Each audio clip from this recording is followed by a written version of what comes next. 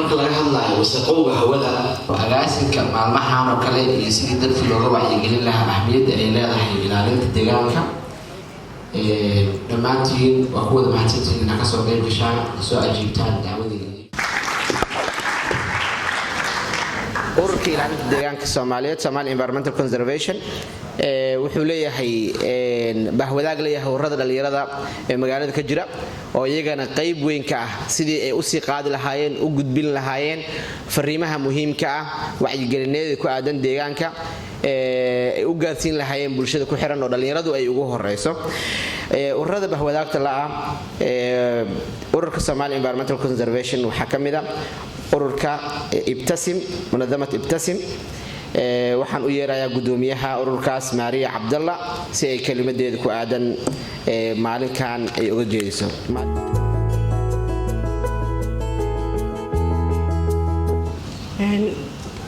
dhammaan marti sharafta iyo madaxda iyo dhammaan ururka nagu casuuma maanta xafladan qiimaha badan waxaan ku soo dhaweynayaa salaamka salaamu calaykum waraxmatullaahi wabarakaatu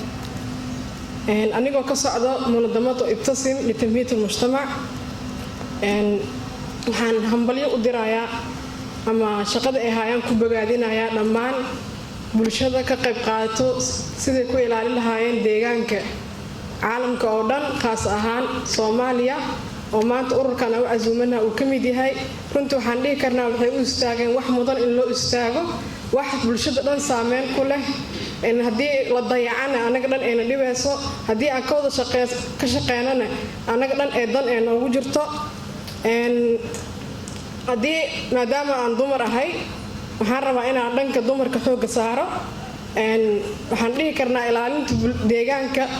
boqolkiiba 50 waxaa ka qayb qaato ama laga rabaa inay ka qayb qaataan dumarka oo sidee ugu qayb qaadanayaan dumarku waan ognahay waa bulshada haafkeeda waayaa lahaa ayaga asaas u ah oo ragga ayaga dhalay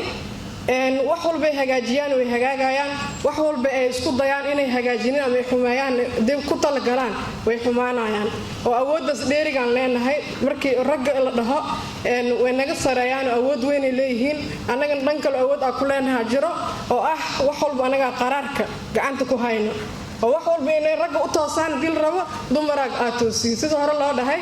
kullu rajulun cadiim waraahu imraa cadiima marka waxa waay wax walba aad qabanaysiin anaga niga dambeeno marka dumarka waxa la rabaa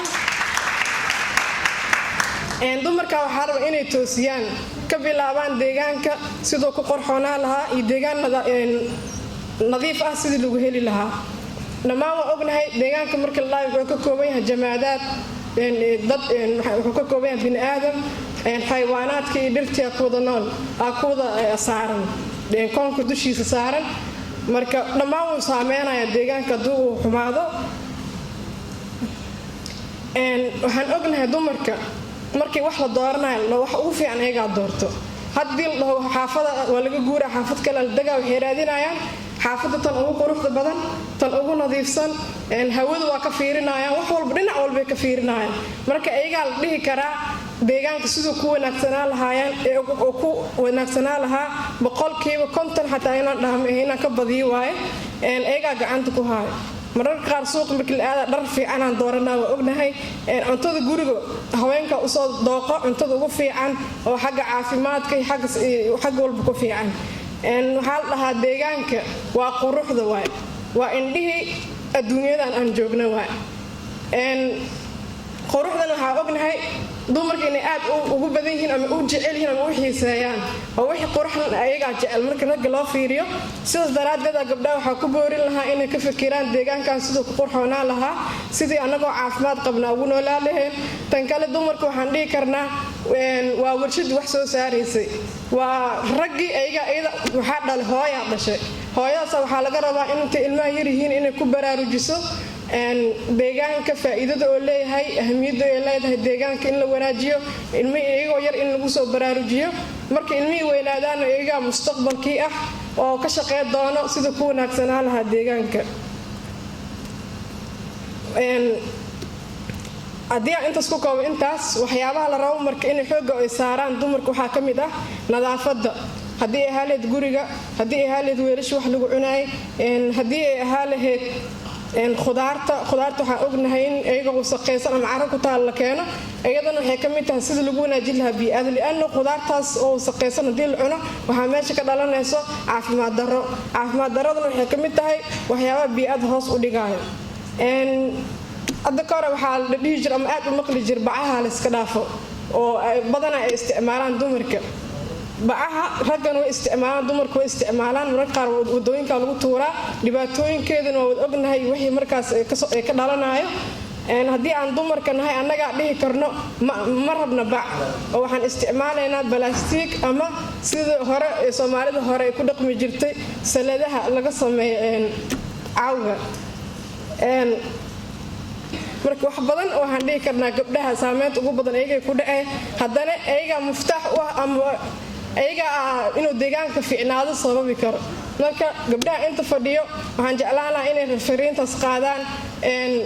يعني dadka kalena ay ku wacyigeliyaan sidii ugu kici lahaayeen in la helo deegaan qurux badan. iyadana waxaa ka mid ah dhihi karnaa waxyaabaha ayaantan soo baxay oo geedka la jaraayo oo dhuxusha laga sameynayo. geedka la jaraayo waxaan dhihi karnaa gabdhaha waxaa ka qayb qaata in geedka la jaro ama dhirta la xaalufiyo waa gabdhaha. sidee ugu qayb qaataan? ma meeshay tagaan geeday soo jaraan, maraga ku dhiirigeliyaan? waa maya. waxay ugu qayb qaataan dhuxusha ay guryaha ku shidanayaan. waay haddii ay dhuxul ma rabno ay dhahaan geedka jaridiisa way yaraanaysaa oo qof soo jaray oo haddana dhuxulta kusoo dhigkeenay suuqi iyadoo laga gadanayno ma jiraayo. marka gabdhaheena waxaa laga rabaa inay dhahaan dhuxul dambe oo la isticmaalayo ma lahan. dabcan markii waxa la dhaafal dhayn xoog looma dhaafi karo, awalan waa in la yareeyaa. marka dambe waxaa lagu tagayaa iyadoo dhuxul dhan la isticmaalaynin oo geed ku yaalo Soomaaliya oo dambe la jaraynin. bedelkeeda taasna waxaa la isticmaalayaa waxaa isticmaali karnaa gaaska oo asagana muddo dambena soo gaaray. saas ay tahayna Soomaalida waxaa la dhahaa dad u nugul waa wax walba inay dhaqso qabsadaan. hadda waa la qabsanay oo guriyihii badan way yaalaan. marka hore maamooyinka waxay dhihi jireen ilmaha ii gubanayo guriga gubanayo, laakiin hadda waxaa aragnay in intaas faa'iido ka badan laga helayo oo hadda guri oo gubtay oo ilaahay amarkiisa waxa ku imaan karaa, laakiin in hadda saameyn ay ku yeelato bulshada oo lahay intaasoo guri gubtay gaas dartiisa ma jirto. marka waxaa ka daran khataraan oo imaanayso geedka la soo gooyo dhuxusha laga dhigaayo. intaas ku soo koobaya aad u mahadsantihiin. ururkaana u mahad celinaya sida ugu shaqeynayo arrimaha muhiimka u ah bulshada. waana mahadsantihiin.